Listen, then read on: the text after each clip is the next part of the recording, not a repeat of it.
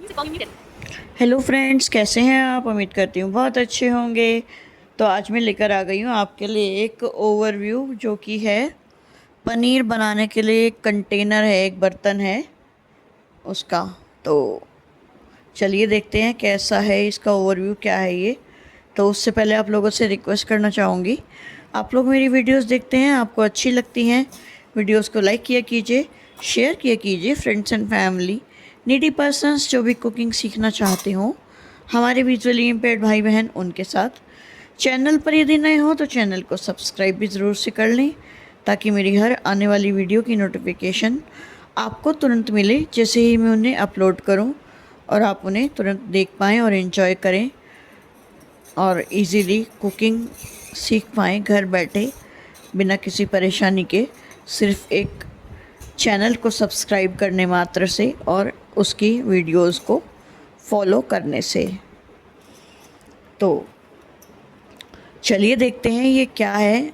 बर्तन जो है बता रही हूँ मैं आपको, पनीर बनाने के लिए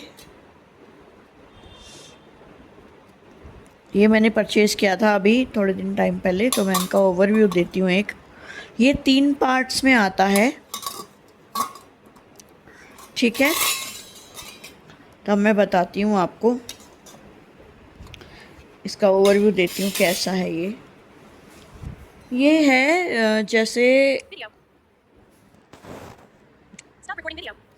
जैसे एक कटोरा हो आपके पास, ठीक है। वो कटोरा को बीच में से, नीचे से, उसका जो बेस पार्ट है वो हम निकाल दें, कट कर दें उसको, ठीक है। और साइडों में थोड़ा थोड़ा वो अंदर की तरफ मोड़ दें, साइड में से भी थोड़ा थोड़ा उसको अंदर की तरफ मोड़ दें। जैसे आपने भिगोने देखे होंगे, भगोना होता है जो बाहर की तरफ मुड़ा हुआ होता है ना। कोई भी चीज़ होती है जिसके बाहर की तरफ मोड़ के किनारी बना रखी होती है, लेकिन उसको हम अंदर की तरफ मोड़ दें, ठीक है, नीचे से, जहाँ से हमने बेस काटा है। और ऊपर से तो बड़ा मुंह है ही उसका, और जो साइडों की दीवारें हैं उन पे 1 2 3 4 लाइनें हैं छेद वाली। चारों लाइनों में छोटे छोटे छेद बने हुए हैं, थोड़ी थोड़ी दूरी पर, 2 2 उंगली के गैप पे छेद हैं, 4 लाइनें, ठीक है, ऊपर से नीचे तक 4 लाइनें। और बड़े छेद इतने, बस जैसे आपने स्टाइलस देखा होगा, हमारा जो स्टाइलस होता है ब्रेल लिखने वाला, उसकी नोक घुसा के निकाल लें, बस इतने मोटे मोटे छेद, ठीक है, 4 लाइनें। और ऊपर ऊपर तो वैसे ही है जैसे कटोरी वटोरी होती है, कोई जैसे कटोरी होती है या कटोरा ही होता है, तो ऊपर से उसकी किनारी मुड़ी हुई होती है, बाहर की तरफ को गोल कर रखी होती है, जैसे कोई कोई गिलास भी आते हैं इस तरह के, ठीक है। तो ये तो एक पार्ट हो गया। अब दूसरे के बारे में चर्चा करते हैं। दूसरा पार्ट है इसकी, जो हमने बेस निकाला था नीचे से, कटोरे के नीचे से जो हमने बेस निकाला था, वो उसी चीज़ को ले लिया है, और गोल तो निकाला ही था हमने, और उस में बीच में छेद करे वही उतने ही मोटे जैसे हमारा स्टाइलस है, जैसे कि हमने उसमें देखे अभी इसके कटोरे में, इसमें भी छेद हैं जगह जगह। 5 गुच्छे तो हैं, 4 4 छेद वाले, 5 जगह, मतलब 4 छेद एक जगह बना दिए, फिर थोड़ी दूर पे 4 छेद एक साथ, फिर थोड़ी दूर पे 4 छेद एक साथ, ऐसे गोलाई में बना रखे हैं। और सेंटर में एक बड़ा है बंच छेदों का, वो है 7 छेद हैं उसमें इकट्ठे, एक साथ 7 छेद बने हुए हैं छोटे छोटे, वही वाले जो कि हमने अभी बताए थे, स्टाइलस की नोक जितने मोटे होंगे, बस ये ज़रा मरा उससे मोटे हो सकते हैं, पर उतने ही लग रहे हैं मुझे तो, ठीक है। और ये है बिल्कुल गोल, जैसे आपने सीडी देखी होगी, सीडी जो डीवीडी में चलाते थे पहले, आजकल तो कम चलती हैं खैर। बहुत जगह ओटीटी चैनल्स इतने आ गए हैं, ओटीटी हमारे पास इतना बड़ा उसका प्लेटफॉर्म है। तो डीवीडी पहले प्लेयर में चलाया करते थे सीडी डालकर। तो वैसा ही बिल्कुल गोल डिस्क है ये, जो कि कटोरे में हम ऊपर से डालेंगे और नीचे ये जाके वो जो अंदर की तरफ मुड़ा हुआ मैंने बताया था, जैसे भिगोने बाहर की तरफ मुड़े होते हैं, लेकिन ये अंदर की तरफ मुड़ा हुआ है, तो उसके अंदर जाके ये बेस में फिक्स हो जाएगी। ठीक है। जैसे वो अभी तो पूरा खुला हुआ था दोनों साइड से, अब ये नीचे से उस बेस में जाके फिक्स हो गई है ये डिस्क। ठीक है। तो एक कंटेनर बन गया है ये इस टाइम।